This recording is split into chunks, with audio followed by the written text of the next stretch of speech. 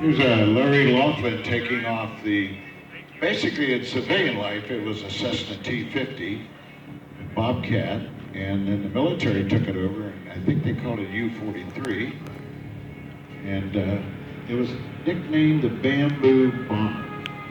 And ironically, there is no bamboo anywhere on this aircraft, but we named it that because it was pretty much all fabric covered over aluminum and wood frame to keep the cost down and the weight, and it's very affordable if they broke one. So we fondly refer to it as the Bamboo Bomber. This is actually painted up in an Army military scheme. Scott McCoy, the owner now from Dillon, Colorado. This actually was little known fact, it was boned up. When we say boned up, that means assembled, the wood part, by Jerry Bates, and then he abandoned it, and it may have changed hand a couple times, and then Scott ended up with it, did a beautiful job finishing it. So they sold it last night. Larry Laughlin is at the controls. We all do this. We get somebody we know that if the airplane does something really stupid, they're going to save it for us. So, and then we feel more comfortable flying.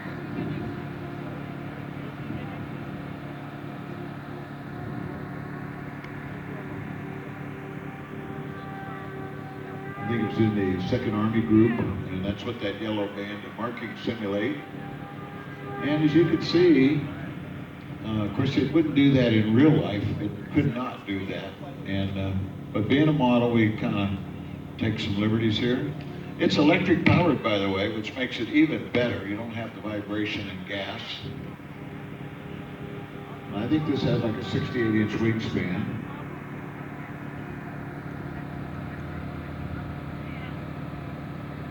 But maybe Larry will bring it around, we can see it.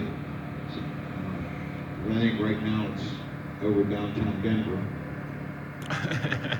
Here we go, photo pass with the Bamboo Bomber.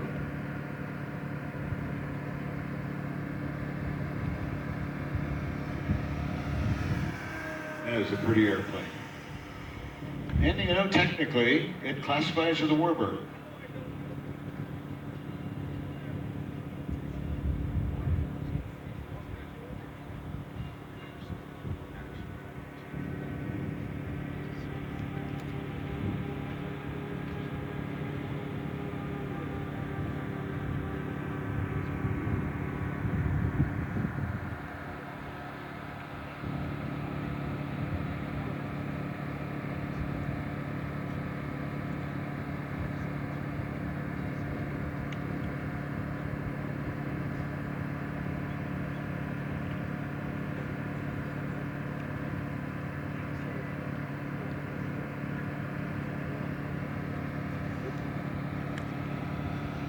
Yeah, this looks like a gear pass. If you look real close, you can see 2 wheels down below the nacelles. And even when they're retracted, they don't fully go up. There's one of these hanging in the Navy color scheme in the Pensacola Naval Aviation Museum that I photographed for a friend who built a larger version of this. It's a really interesting airplane. It didn't have a lot of, there were no luxury accommodations on board, of course.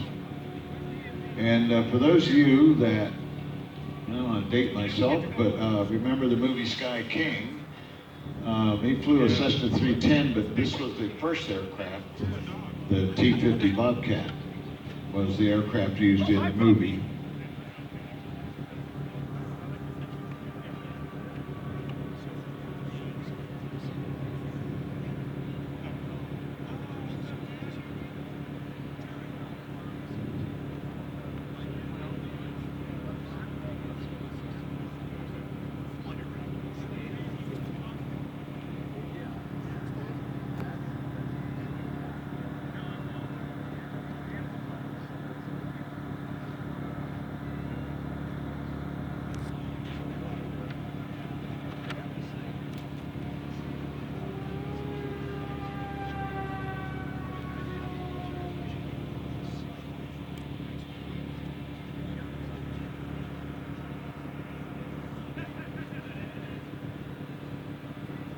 Okay, paddles up for the Bobcat.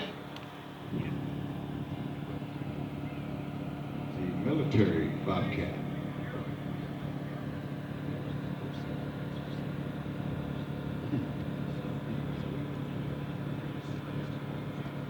Really?